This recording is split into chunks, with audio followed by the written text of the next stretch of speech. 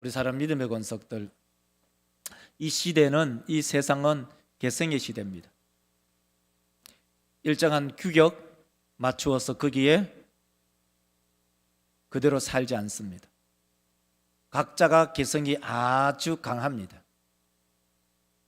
이제는 고대의 시족 사회도 아닙니다. 어른들이 무슨 말을 한다고 해서 젊은 사람들이 그 말에 순응하고 순종하는 그런 시대도 아닙니다. 잘못 어른들이 옛날 생각하고 젊은 사람들에게 잘못 말하면 큰 낭패를 당합니다. 그러니까 그것을 경험치로 삼으면은 이제는 이런저런 얘기조차도 잘 하지 않습니다. 이것이 세상 밖에만 있는 일이 아니라 이제는 교회 안에도 그런 일들이 비일비재 일어나고 있습니다. 그 시대를 한마디로 말한다면 이렇게 명명할 수가 있습니다. 사사시대다. 사사시대. 그 사사시대의 대표적인 성경이 오늘 읽은 본문입니다. 오늘 본문 말씀 한번 6절을 한번 읽어볼까요? 6절을 읽어보면 이렇게 말합니다. 자, 다 같이 여러분 빨간 글씨 읽으시기 바랍니다. 그때에는 이스라엘 왕이 없으므로 사람마다 자기 소견에 오른 대로, 다른 말로 할까요? 자기 생각에 오른 대로. 자기가 생각이 오르면 천하에 누가 말해도 엄마, 아버지, 할아버지, 할머니가 얘기해도 소용없습니다. 믿음의 세계 속에서도 목사가 얘기해도 소용없습니다. 안 듣습니다. 이것을 사사시대로 얘기하는데 오늘 본문 말씀 사사기서 17장 6절에 한 번만 얘기하느냐? 그렇지 않습니다. 사사기서 21장 25절에도 똑같이 얘기합니다. 보세요. 그때에 이스라엘에 왕이 없으므로 사람이 각기 자기 소견을 옳은 대로 행하는 겁니다. 그 시대가 어떤 시대냐? 사사시대입니다. 이 사사기를 전체적으로 하나의 전체적인 구조를 분석하면 사사기는 이런 식으로 되어 있습니다. 사사기를 보세요. 이래 되어 있습니다. 사사기는 전체가 21장으로 되어 있거든요. 21장으로 되어 있는데 앞에 이 1장부터 3장 6절까지는 두 개의 이야기가 되어 있습니다. 그래서 첫 번째는 뭐냐면 이스라엘이 정복을 실패하는 것이고, 두 번째는 이스라엘이 하나님의 말씀을 떠난 이후에 뭘 하느냐? 우상 숭배에 집중합니다. 그것을 히브리어로 말하면 이제 아바드죠. 아바드는 동사로 말하면 섬기다이고 명사로는 종입니다. 아바드. 근데 그 아바드라는 말을 버렸다는 말이 있는데 그것은 아자부예요. 다시 말해서 하나님을 버리고 우상을 숭배하는 이야기를 이 사사기서 앞쪽에 하고 있어요. 그리고 마지막에는 두 가지의 큰 타락의 이야기가 나오는데 그 첫 번째가 종교적 타락이고 두 번째는 바로 도덕적 타락이에요. 오늘 본문이 바로 종교적 타락, 미가 가문이 종교적으로 어떻게 타락하고 있는가를 설명하고 있고, 그 다음에 두 번째 이야기가 뭐냐면은 레위 지파가 첩을 얻은데 그 첩이 바람을 피우고 도망을 갔는데 그 첩을 찾으러 갔는데 그 첩을 데리고 기브온에 오니까 기브아에서 그 윤관을 하는 거예요. 그러니까 그 첩의 몸을 12토막 내서 12지파에게 보내버린 거예요. 그러니까 12지파가 전부 열이 받아가지고 이 기브아 사람들을 다 죽여야겠다 하고서 한 지파하고 11지파, 다시 말해서 한 지파, 베냐민 지파하고 이 11지파가 전쟁이 들어붙었잖아요. 그래서 나중에 이 베냐민 지파가 마지막에 전멸을 당하고 600명 남았던 얘기가 이 도덕적 타락에 대해서 얘기를 하고 있는 거예요. 근데 오늘 본문 말씀 다시 한번 그림을 보여주면, 자, 그림 그 뭐죠? 표를 보여주면 보세요. 우리가 지금 본문이 어디 있냐? 종교적 타락에 와 있는 거예요. 미가 이야기를 하고 있는 거죠. 17장 1절부터 6절까지죠. 근데 그 몸통이 뭐냐면은 대사사 6명과 소사사 6명이 쫙 나열돼서 서로 대칭되면서 쫙 돼 있어요. 이게 문학적 구조예요. 자, 오늘 우리 사람 믿음의 권석들, 이 시대가요 그렇게 녹록한 시대가 아닙니다. 어른들은 어른 대접 못 받습니다. 어른들이 어른 대접 함부로 받으려고 하면 낭패당합니다. 옛날에는 60만 되면은 한갑, 그죠? 한갑만 지나면 그 마실에 어른 대접 받았어요. 지금은 60대에서 내가 어른이다라고 생각하거나 내가 어른인데 대접받아야겠다고 생각하면 큰 낭패 당합니다. 옛날에는 인구 구조가 60이면 마실에 60 이상 넘은 분이 한 분, 두 분, 세 분, 네 분 손가락에 꼽아질 정도로 적었어요. 근데 지금은 이 평균 수명이 너무 이제 늘어났기 때문에 60 이상 되신 분, 이제는 60 이상이 아니라 65세가 이제 법정 노인, 우리나라의 법정 나이로 노인에 해당되는, 그죠? 65세 이상부터 노인에 해당되는 나이예요. 이제 노인에 해당되는 나이에 계시는 분들이 너무너무 많아요. 그러니까 누굴 존경해야 될지 몰라요. 누굴 따라야 될지 몰라요. 그렇기 때문에 이제는 60이 넘었고 65세가 넘었다고 해서 내가 어른이다라고 생각하면 큰 낭패를 당하는 그런 시대에 살아가고 있습니다. 그러므로 우리 믿음의 권속들, 이 시대는 사회적으로 봐도 각기 자기네 소견대로 옳은 대로 행하고, 사회적으로 봐도 자기 생각대로 마구마구 행합니다. 자식이 부모 말 듣습니까? 부모 말 안 들어요. 자기 하고 싶은 대로 합니다.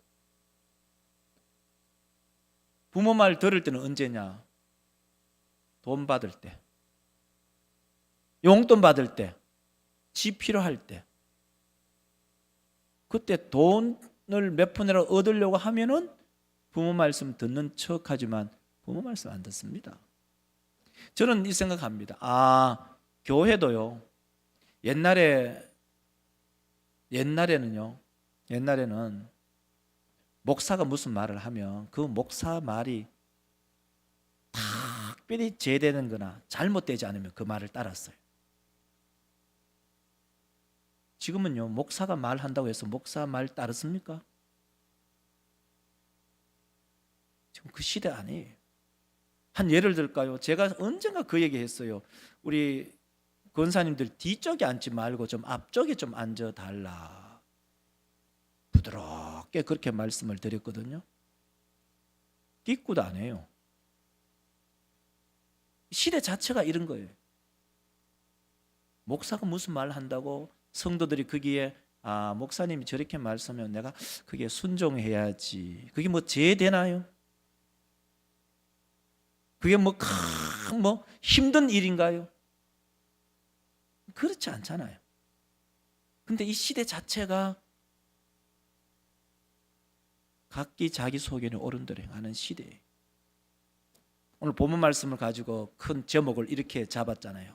자기 생각에 옳은 대로. 자기가 딱 생각하면요, 안 바꿔요. 안 바꿔요. 무서운 시대에 우리가 살아갑니다. 그래서 그 첫 번째로 우리가 생각할 것은요, 그때 달라요. 그때 다른다는 말은 무슨 말이냐면, 오늘 본문 말씀에 보면은 에브라임 산지에 미가라는 사람이 살았어요. 그 미가 집에 어머니가 계셨는데 그 어머니가 은 1,100개를 잃어버렸어요. 그러니까 이 어머니가 그 도둑놈, 다시 말해서 훔쳐간 그 도둑놈에게 육두문자를 쓰면서 막 악담을 하고 나니까, 아니 그 도둑놈이 벌이 자기인데 올까 싶어서 그 은을 가져다 놓네요. 근데 그 도둑놈이 누구죠? 그 악담을 한 아들. 그러면은 그 악담한 어머니가 또 말을 금방 바꿔요.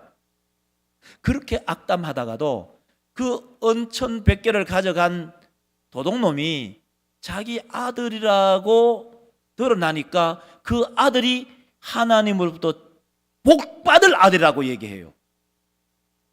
그때 달라요. 그때 달라요. 방금 전에는 은 1100개 잊어먹었을 때는 그렇게 저주를 퍼붓고 악담을 하고 그랬는데, 그 범인이 자기 아들이라고 딱 드러나니까 그때는 하나님의 축복이 있을 거다, 그렇게 얘기해요. 오늘 1절 한번 읽어보실래요? 1절을 보세요. 에브라임 산지에 미가라 이름하는 사람이 있더니, 자 2절, 그의 어머니에게 이르되 어머니께서 내 귀에도 말씀하셨더니 보소서, 내가 그것을 가졌나이다 하니, 그의 어머니가 이르되,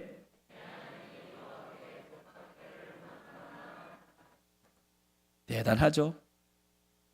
사사기 17장 2절 보세요. 그의 어머니에게 이르되 어머니께서 은척 1100개를 잃어버리셨으므로 저주 악담을 하니까 그게 내 귀에 들린 거예요. 미가 그 아들에게 들렸어요. 그래서 이 미가 이놈이 겁이 나니까, 덜큰 겁이 나니까 은 훔쳤던 그 1100개를 다시 어머니에게 가져다 드리는 거예요. 그러면 그 어머니가 말을 금방 바꿔요. 어떻게 말해요? 내 아들이 여호와께 복 받기를 원하노라. 이게 뭐죠? 그때 달라요. 그때 다르다는 거예요. 우리 믿음의 성도들, 저는 이 본문 말씀을 읽으면서요, 본문 말씀을 읽으면서 저는 먼저 그 생각했어요. 혹시 우리 당회가 혹시 그때 다르진 않을까? 저는 당회원이기 때문에 잘 몰라요. 이것은 이제 성도들이 평가하는 거예요. 그때 다르진 않을까? 여러분은 어떻게 생각했어요? 이런 거예요. 당회원이나 당회원 식구와 관련되면 그것을 너그럽게 폭을 넓혀놓고, 그렇지 않으면 그 폭을 굉장히 좁게 하지는 않았을까? 이제 자기 반성, 목사가 내 자기 반성을 하는 거예요. 과거에는 내가 당회원이 아닐 때에는 당회원이 아닐 때에는 그것을 굉장히 너그럽게 폭을 넓혀뒀다가, 때로는 당회원이 됐을 때에는 그래서 폭을 갑자기 줄이지는 않을까. 그러니까 우리 당회가요, 참 어떻게 보면은 정말 잘해야 될 게 뭐냐면, 국가에는 입법부, 국회, 그다음에 행정부, 그다음에 국무위원들, 그죠? 그다음에 사법부, 이 3건이 분리돼 있어요. 3건이 분리돼 있다고. 그러니까 서로 균형과 견제를 하도록 만들어뒀어요, 제도적으로. 근데 지금은 우리나라가 지금 엉망진창 콩가루 집안이 되어버렸잖아요. 사법부도 정치권의 그 입법부에서 휘둘리고 있지를 않느냐. 별 희한한 일들이 다 생겨나잖아요. 근데 세상은 이 3건이 입법부나 이제 국회죠, 입법부나 행정, 그러니까 이제 장관들이죠, 장관들, 청와대를 중심한 장관들, 그 다음에 사법부, 이것이 3건이 이렇게 분리되어 있는데, 세상은, 교회는 당회에 모든 3건이 있어요. 당회는. 그러니까 그것을 안다면 우리 당회가 정말 잘해야 되는 거예요. 공정하게, 공평하게 그걸 잘해야 되는 거예요. 그걸 성도들이 알아요. 저는 지금까지 제가 우리 자인당회를 섬기면서 당회가 그래도 잘한다. 너무 어느 쪽으로 한쪽으로 편파적으로 가지 않는다. 바르게 하려고 굉장히 노력한다. 그래서 그 예 중에 하나가 뭐냐면, 우리 한국 나이는 온열에 콩죽 콜듯이 다 다르잖아요. 때로는 니하고 친구 됐다가 분리하면 또 이 친구하고 나이 동갑이라 했다가 이 만으로 했다가 또 집의 나이로 했다가 호적으로 했다가 이거 뭐 왔다 갔다 이거 5년에 고무줄 늘어듯이 마구마구 늘어져. 그렇게 하지 말고 모든 기준은 호적을 하다. 때로는 형의 호적을 이어받는 사람도 있고 때로는 동생 호적 이어받는 사람도 있고 여러 그런 상황이 다 다르지만 기준점이 하나다는 거예요. 뭐죠? 호적대로 민정대로 하겠다는 거예요. 어떤 누구는 유리하기도 하고 어느 누구는 불리하기도 해요. 그러나 그것이 기준점이에요. 우리 믿음의 권속들 그때 다른 게 아니라고요. 그때 다른 게 아니라 하나의 기준점을 가지고 그 기준대로 교회를 섬겨 나감. 근데 오늘 본문 말씀 속에 이 미가 어머니는 어떻게 하죠? 그때 달라요. 이게 뭐예요? 자기 소견에 옳은 대로, 자기 기분대로, 자기가 생각나는 대로 마구마구 해버리는 거예요. 그 말이 있잖아요. 내로남불이라고. 내가 바람 피우면은 그거는 로맨스예요. 남이 하면은 난리 나는 거예요. 저는 바람 피운다고. 내가 하면 괜찮고 남이 하면은 큰 정죄를 하는 그 일. 우리 믿음의 권속들 오늘 말씀을 기억하면서 우리가 교회를 섬길 때에 그 기준점은 말씀이죠. 말씀을 기준해서 주의 교회를 섬겨나가는 목사도 되고 우리 모든 믿음의 권속들이 되시기를 주의 이름으로 축원합니다. 그때 달라요. 그게 아니에요. 자, 그 예를 든다면 이거예요. 자, 한번 보세요. 주일 낮 예배, 주일 오후 예배, 수요 예배, 새벽 기도회 있잖아요. 자, 기도회 예배 순서지. 저는 그 생각해요. 사실은 우리 장로님들이 여기 그 낮 예배 때 강구하고 오후에 목사가 강구하는데 제가 그 생각합니다. 글씨 못 읽는 사람 있나? 옛날에 글씨를 못 읽지 못하는 문맹률이 높았을 때 말로 강구를 했어야 됐어요. 근데 지금 글씨 못 읽는 사람이 있을까? 근데 거의 한두 번 정도 있을 수도 있어요. 사실은 그분들을 위해서 말을 할지도 몰라요. 주보 다 나왔는데 보면 아는데 실제로 그 필요 없어요. 광고가 뭔 필요 있어요? 주보에 다 나와 있는데 언제자면 글씨 못 읽는겨? 글씨 읽잖아. 글씨 다 읽어요. 자, 글씨 읽으면은 보세요. 이번 주 기도는 누구다? 주보에 다 나와 있잖아요. 예고 안 하나요? 예고 다 하잖아요. 이번 주에 찬양은 어디다? 어느 목장이다? 누구다? 수요 기도는 누구다? 오후 기도는 누구다? 오후 찬양은 어디다? 다 나오잖아요. 몰라요? 알잖아요. 내가 마음만 조금 있으면 이 주보 제가 한 번씩 이제 이 강단에 올라와서 이렇게 이제 내려다 보면요. 성도들이 오셔서 뭘 하냐면 주보를 처음부터 끝까지 읽어요. 그러다가 자기 이름 틀린 거 있으면 마음 상하는데 주보 찬찬히 다 들어봅니다. 다 알아요. 누가 기도인지 어느 목장이 찬양인지 다 압니다. 그러면은 알면은 뭘 해야 되죠? 내 기도 순서에 나와서 기도하는 거잖아요. 일주일 동안 준비했다가 소열함이 나갔으면 1년치를 알잖아요. 조금만 마음만 있으면은 그 1년치의 기도 순서가 내가 언제이고 우리 목장이 언제 찬양이고 그 빨간 볼펜으로 동그라미 쳐놓으면 되잖아요. 달력에다가 내 생일 동그라미 치듯이 달력에다가 우리 목장 내 기도 순서에 동그라미 쳐놓으면 잊어버릴 수가 없잖아요. 우리 사람 믿음의 성도들 수요일 날 기도 순서면 기도 순서 다 알 수 있잖아요. 평생 교회를 섬기면서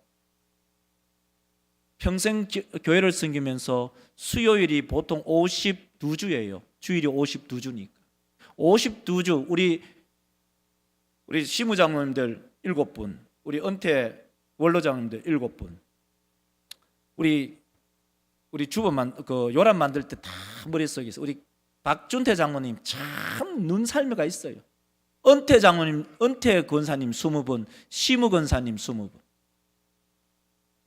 서리 집사님 남자 17분, 그리고 여자 서리 집사님 36분. 눈살미 있어요. 내 순서대로 다가오는 거 알잖아요. 봉사부장 서기 어떻게 돌아가는지 다 알잖아요. 52번 해봤자 2번 기도, 1번부터 뭐 한 5번까지는 3번 기도하지만 웬만하면 2번 기도해요. 뭐가 그래 바쁠까요? 한 교회 중직자가 됐는데. 여러분 한번 생각해 보세요. 교회를 섬길 때 내 일도 바쁘지만 주의 몸된 교회를 잘 섬겨 나가는 그러한 믿음의 권속들, 믿음의 중직자들이 되시기를 주의 이름으로 축원합니다. 그때 다른 게 아니라 일관성 있게 평생을 한결같이 쫙 섬겨 나가는 것, 그게 얼마나 아름다울까요? 성도들이 알아요. 목사들이 알기 이전에 성도들이 알아요. 아, 저분은 1년 365일 1년 50도 중에 한 번도 기도에 안 나오신다. 저분은 정말 먼 곳에 있지만 그 찬바람을 가르고 주의 교회에 올라와서 기도하시는 분이구나. 누가 알아요? 성도들이 알아요. 첫째가 성도가 알고 둘째는 하나님이 알아요. 하나님, 주의 몸된 교회를 참되게 섬기는 그 모든 믿음의 성도들에게 하나님께서 하늘 문을 여시고 복을 허락하여 주옵소서. 이것이 성도의 기도 제목이 될 뿐만 아니라 목사의 기도 제목입니다. 두 번째로는요, 경건을 자신의 유익으로 삼는 자. 오늘 본문 속에 나오는 미가나 그의 어머니가요. 미가는 훔친 그 은 1010개를 어머니께 다시 드렸잖아요. 그러니까 그 어머니가 어떻게 하죠? 1010개의 은 중에 200개를 떼가지고 그 은 신상과 은 신상을 새기기도 하고 만들기도 합니다. 3절 말씀을 한번 읽어볼까요? 3절 말씀에 이렇게 말합니다. 미가가 은 1100을 그의 어머니에게 도로 주매 그의 어머니가 이르되 내가 내 아들을 위하여 한 신상을 새기며 한 신상을 부어 만들기 위하여 내 손에서 그러므로 내가 이제 이 은을 내게 도로 주리라. 이렇게 말합니다. 자, 보세요. 자, 3절을 한번 보세요. 3절 보세요. 빨간 줄만 딱 보면 이래요. 내 손에서 이 은을 누구에게 드리죠? 여호와께 드려요. 여호와께 드리는데, 정말 좋은 생각이죠. 여호와께 드리는데, 근데 3절 다시 그 다음 성경 구절을 보여주세요. 보세요. 미가가 은 1100을 그의 어머니에게 도로 주매 그의 어머니가 이르되 한 신상을 새기며. 자, 그 어머니의 기본적인 마음이 뭐냐? 하나님께 드린다고 얘기하죠. 그런데 누구를 위해서 이 신상을 만들죠? 그렇죠. 여러분 아시는구나. 아셔요. 하나님께 드린다고 얘기하는데 실질적으로는 내 아들을 위해서. 이야, 이것이 백지 한 장의 차이 같은 거예요. 하나님을 위해서 한다고 얘기하지만 실질적으로는 내 아들을 위해서 은신상을 만들어요. 우리 믿음의 권속들, 오늘 여호와께 거룩하게 드린다고 하지만 그 방법이 뭐냐? 신상을 만들어요. 신상을 새겨요. 이걸 다르게 얘기할까요? 하나님의 일을 한다고 하는데 하나님이 싫어하는 일을 해요. 하나님의 교회를 섬긴다고 하는데 하나님이 역겨워하는 일을 해요. 그게 뭐죠? 신상을 만드는 거죠. 자기 아들을 위해서 자기 신상을 만들어요. 중세 시대에 이런 말이 있어요. 성경을 읽으려고 금촛대를 훔친다. 금촛대 한번 보여주실래요? 이런 거예요. 성경을 읽으려고, 중세 시대에 성경을 읽으려고 교회 안에 있는 금촛대를 우리 경상도로 말하면 쉐비는 거예요. 쉐비는 거. 성경 읽는 거 좋잖아요. 그런데 성경 읽으려고 교회 안에 있는 금촛대를 훔쳐가는 거예요. 이게 무슨 말이냐면 목적이 선한데 그 목적을 선하게 이루기 위해서는 수단도 선해야 된다는 거예요. 가끔 이런 경우가 있었어요. 어느 교회에서 건축을 했어요. 교회 건축. 근데 어느 집사님이 이런 말을 해요. 내가 로또 복권에 당첨되면 건축헌금 10억을 드리겠다. 로또 복권 한번 여러분 볼래요? 로또 복권 1등 당첨 딱 되면 내가 건축헌금 10억을 드리겠다. 여러분, 하나님께서 어떻게 하실는지는 모르지만 로또 복권 당첨되어서 10억 드리기보다는 내가 땀 흘려서 만 원 드리는 것이 하나님이 받으시는 예물임을 기억하시기를 주의 이름으로 축원합니다. 로또 복권 사서 교회에 드릴 거 그런 거 없어요. 하나님이 돈 없어서 로또 복권 사서 당첨되면은 하나님께 헌금 드려라? 그거 아니에요.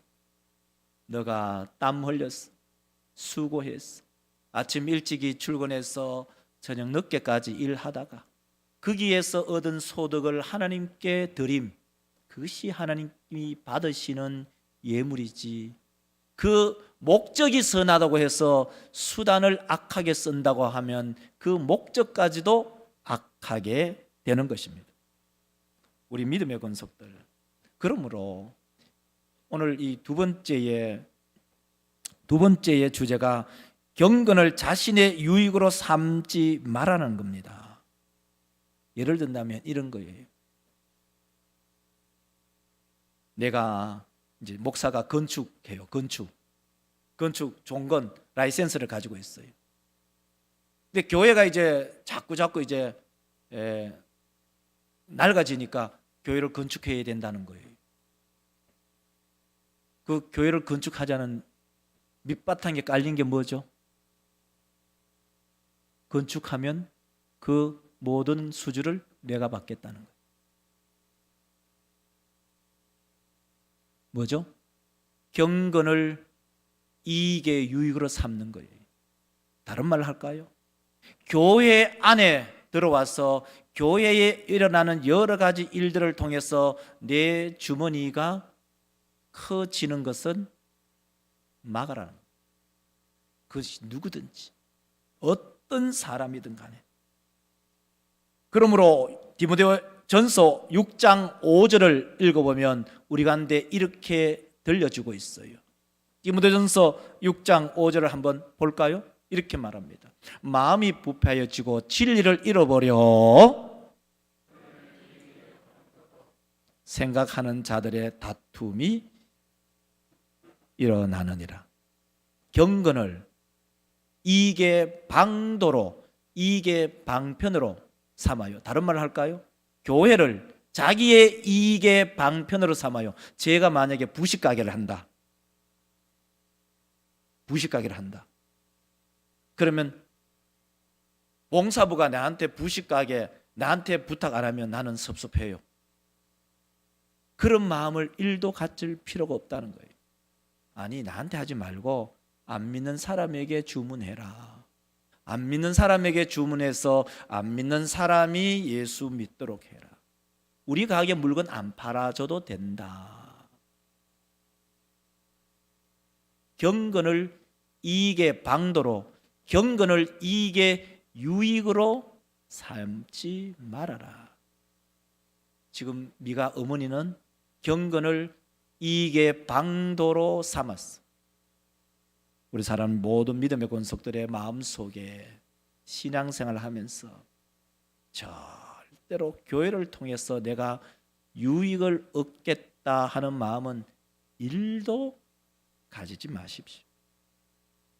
그것이 경건을 이익의 방도로 삼는 사람의 방식이라고요. 오늘 말씀을 이제 전체적으로 마무리하고자 합니다. 사사시대가 자기 소개를 옳은 대로 행했던 그 시대였다면 이 시대도요, 각자가 자기 소견에 옳은 대로 마구마구 행합니다. 목사가 아무리 부탁하고 아무리 진리로 가르치려고 해도 쉽게 진리로 들어오지 않아요. 그 말을 잘 순종하지 않아요. 수긍하지도 않아요. 목사도 마음이 아파요. 마음이 아파요. 저래 하면 안 되는데, 저래 하면은 끝이 어떻다는 것 불보듯 뻔한데, 한 번 얘기하고, 두 번 얘기하고, 세 번 얘기하고 기다려요. 안 바뀌어요.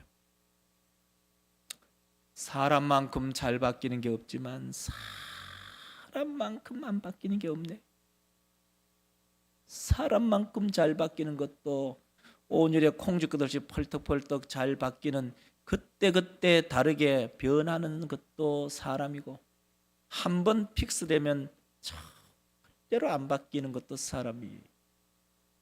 아무쪼록 우리 모든 믿음의 권속들, 이 사사 시대를 우리가 들여다보면서 반면 교사를 삼으며, 하나님, 나는 하나님의 말씀이 말씀하면 그 말씀에 아멘 하며 순종하겠습니다 결심하고 다짐하는 우리 모든 믿음의 권속들이 되시기를 주의 이름으로 축원합니다. 기도합시다. 하나님 아버지, 감사합니다.